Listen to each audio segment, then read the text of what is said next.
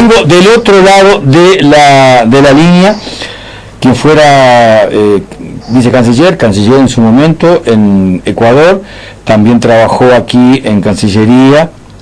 Bueno, se imaginan con quién se peleó, con quién está ahora como secretario general de la OEA, el periodista, nuestro querido amigo Quinto Lucas. Quinto, buen día, bienvenido. Buen día, Alberto, un saludo fraterno para vos y para toda la gente que está escuchando. ¿Sabés cómo quiero arrancar la charla en torno a Ecuador? A propósito de algo que me ha llamado mucho la atención. Hace minutos estuvimos conversando con Hugo Ramírez Colacho en Cataluña. Terrible, algunas imágenes que muestran de la represión, del escarnio contra los manifestantes, estén participando en actos vandálicos o no, la desproporción en la respuesta. Yo comencé esta mañana señalando lo impactado que estaba algunas imágenes de la brutalidad en la represión en Chile, y los abusos, cosas menores, mataron mucha gente, pero el abuso sexual en las detenciones, el consumo de cocaína registrado en fotografía, y después eso de 5, 6, 7, 8 militares pegándole una paliza a una muchacha. Ecuador estalló también, y también salió el ejército, también fue el Fondo Monetario Internacional, pero me pareció que la represión no tuvo esa intensidad, ese ensañamiento. Si es así, ¿por qué fue así? Bueno, Alberto, hay diferencias en el sentido de, bueno, sí hubo la represión de esta movilización o de este levantamiento fue la más fuerte en 30 años y en muchos años del Ecuador. Hay que entender que en Ecuador quien más reprime y quien más saña tiene cuando hace la represión es la policía, siempre ha sido así. La diferencia está en que las Fuerzas Armadas ecuatorianas todavía son unas Fuerzas Armadas que vienen de una raíz nacionalista, digamos una raíz mucho más semejante a lo que fue aquellas Fuerzas Armadas peruanas de Velasco Alvarado o de Torrijos en Panamá, unas Fuerzas Armadas que además tienen una composición social de indígenas, de sectores pobres, que no son las élites de la sociedad. Entonces, las Fuerzas Armadas siempre mandan a parar la represión. Cuando se declara el estado de emergencia en Ecuador, son las Fuerzas Armadas las que le dicen al presidente que no van a reprimir. E incluso cuando se termina el levantamiento, cuando ya se llega al acuerdo, cuando la presidencia deroga el decreto de eliminación de los subsidios a los combustibles, enseguida al otro día lo que hace el presidente es destituir al jefe del ejército y al jefe del comando conjunto porque ellos se negaron a reprimir. Entonces son Fuerzas Armadas distintas. Aquí la mayor parte de la represión, y sí hubo cierta hazaña en relación a lo que fueron otras represiones, siempre fue la policía. Y también te pongo otro ejemplo. El 30 de septiembre de 2010, cuando hubo el intento de golpe de Estado contra Rafael Correa, quienes llevaron la parte más fuerte fueron la policía, fueron los distintos cuerpos de élite de la policía, fueron los que llevaron adelante. Y hubo grupos de las Fuerzas Armadas que se sumaron, pero no las Fuerzas Armadas como un todo. Entonces hay ciertas características que son muy distintas a las del Cono Sur, no tienen nada que ver con las Fuerzas Armadas chilenas o las uruguayas o las argentinas que se formaron en esa capacidad represiva que tenían las dictaduras. Y en España pasa algo similar porque son Fuerzas Armadas y son policías que tienen una estructura mental similar a la que tenían cuando Franco era el dictador. Entonces hay ciertas diferencias en ese sentido. No quiere decir que no haya habido una gran represión, como digo, porque finalmente hay más de 10 muertos, centenas de heridos y detenidos, pero tiene esa diferencia, digamos, que quien reprime es solo la policía y las Fuerzas Armadas, mismo en toque de queda, mismo en estado de sitio, no aceptan reprimir. ¿Cómo está hoy, esta mañana? ¿Cómo está Ecuador? ¿En qué está? Bueno, hoy está calmo en el sentido de que, bueno, ya está funcionando el país, digamos, como funciona siempre, pero hay como una decepción en general de la gente en los políticos en general, y está la expectativa de qué realmente va a pasar, porque el gobierno en sí quedó muy debilitado, tuvo que derogar el decreto. Nunca un gobierno había derogado un decreto en ese sentido. Antes se caían los presidentes, pero se caían los presidentes, asumía el vicepresidente y seguían las mismas medidas económicas. Ahora el gobierno tuvo que retroceder. Y por otro lado está en un diálogo que es, digamos que un diálogo que no va a llevar a ninguna parte, porque seguramente el gobierno quiere involucrar al movimiento indígena. El movimiento indígena no está de acuerdo en dialogar sobre cómo va a ser el próximo decreto, sino sobre el modelo económico y el acuerdo con el FMI. Entonces va a ser muy difícil que se llegue a un acuerdo. Y donde el gobierno insista con reformas laborales o con otro tipo de reformas que le está exigiendo el FMI, el acuerdo con el Fondo Monetario Internacional, podrían haber otras movilizaciones. Y ahí las cosas pueden ser más difíciles.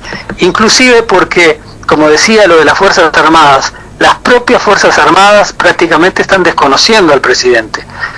No es público así, pero se sabe que hay distintos sectores que ya manifestaron que donde se dé otra gran movilización como esta, le van a pedir que más bien el presidente renuncie para no causar las muertes que se han causado en la movilización anterior. ¿Está esa posibilidad entonces de que los militares le exijan la renuncia al presidente? Está esa posibilidad muy cierta. Donde se dé otra movilización, la debilidad del presidente es tal que donde exija reprimir, las Fuerzas Armadas no le van a hacer caso y le van a pedir la renuncia. Eso es muy marcado entre distintos mandos, pero también entre la oficialidad, inclusive entre los soldados. Cuando uno conversa con distintos sectores de las Fuerzas Armadas, te lo dicen muy de corazón. Nosotros ya no reprimimos más. Si él manda a reprimirse, tendrá que ir él o tendrá que salir él a reprimir. ¿Quién salió fortalecido de toda esta crisis? Si es que alguien salió, alguna fuerza política, Quinto Lucas. Bueno, salió fortalecido el movimiento indígena, que siempre el movimiento indígena tiene una representatividad, digamos, electoral, política en las zonas indígenas, que pueden cambiar 1000 gobiernos, pero el movimiento indígena mantiene esa representatividad. Sin embargo, ahora fortalece esa representatividad y la amplía en zonas donde no es necesariamente mayoría, pero siempre está disputando las elecciones. Entonces se fortalece políticamente y electoralmente el movimiento Pachacuti, que es expresión de la CONAIE, pero se fortalece también el correísmo como sector y el propio Correa, porque fue uno de los sectores que apoyó desde el principio la movilización, se sumó a la movilización y se movilizó, y por eso tiene perseguidos hoy, perseguida la actual prefecta de Pichincha, o sea, la gobernadora de Pichincha, la provincia donde está la capital,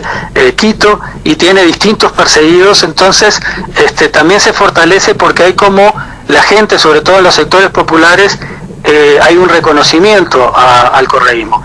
Obviamente que va a ser muy difícil, o van a hacer todo para que no participe como sector político la expresión correísta, porque casi todos los sectores de la derecha y todos, uno de los objetivos fundamentales es destruir al correísmo y destruir a Correa. Y después hay otra expresión, que es una expresión que estoy viendo similar en Chile, que hay muchos jóvenes que se movilizaron, jóvenes estudiantes de sectores barriales, que en realidad no quieren saber nada con ningún partido político, que están más en una expresión de cuestionamiento a todo el sistema y cuestionamiento a todos los partidos políticos y a todo lo que signifique o lo que muestre una política organizada. Eso se ve mucho en jóvenes de 22, 23, 24 años que se movilizaron mucho y fueron los que a veces llevaron la peor parte, porque fueron o los asesinados o los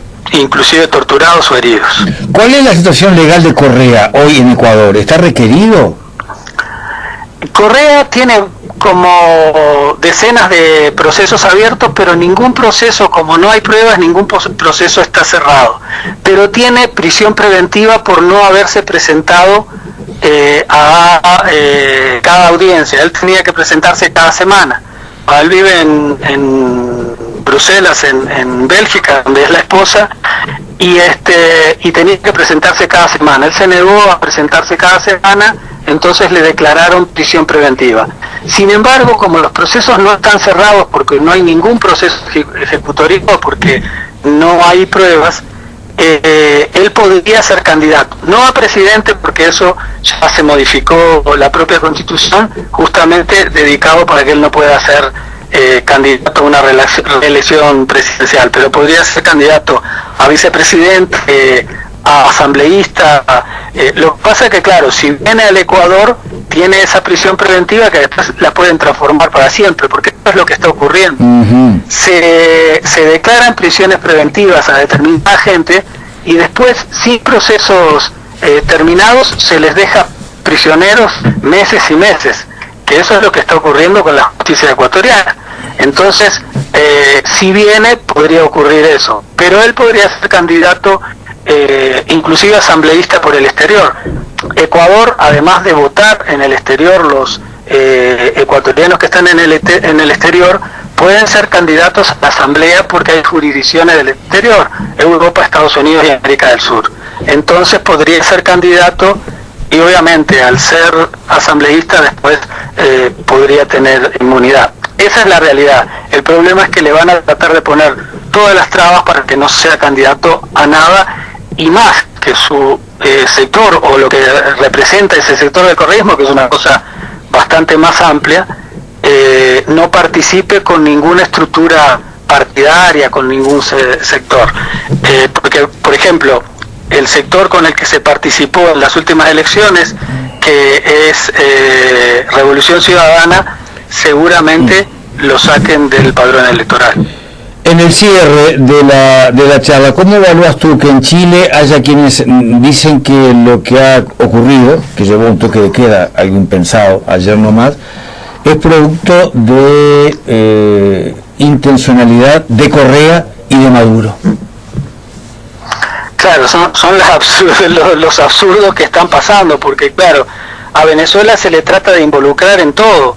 Es raro que todavía no se le ha involucrado en Cataluña, pero o en los kurdos, o sea, se puede involucrarse en todo. Ahora, es la necesidad de demostrar que no tienen ninguna culpa, que siguen siendo casi un buen ejemplo los gobiernos neoliberales. Lo que pasa es que han demostrado ahora que son un mal ejemplo, para Uruguay, para cualquier país, esos gobiernos que se decían buenos ejemplos. Y lo mejor es culpar a Maduro, porque además, como Estados Unidos tiene una guerra permanente con Venezuela y quiere destruir al gobierno venezolano, los que busca son estas salidas, como decir, bueno, la delincuencia es promocionada por Maduro. Aquí en Ecuador pasó algo de locos.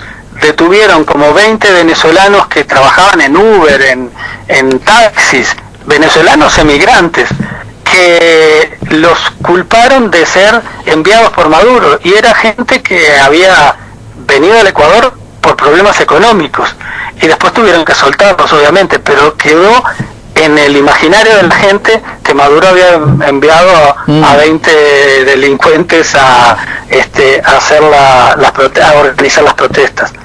Pero bueno, eso es lo que se está tratando de imponer, y los medios de comunicación, que son tan sumisos al poder, bueno, o representantes del poder, lo que tratan es de imponer esa imagen. Mi estimado Quito Lucas, por esta mañana hasta aquí llegamos. Te mando un fuerte abrazo. Estoy cerrando el programa contigo. Un abrazo grande, Alberto, y también un abrazo grande a todos los amigos y amigas. Quito Lucas, desde Ecuador, desde Quito, esta mañana con nosotros.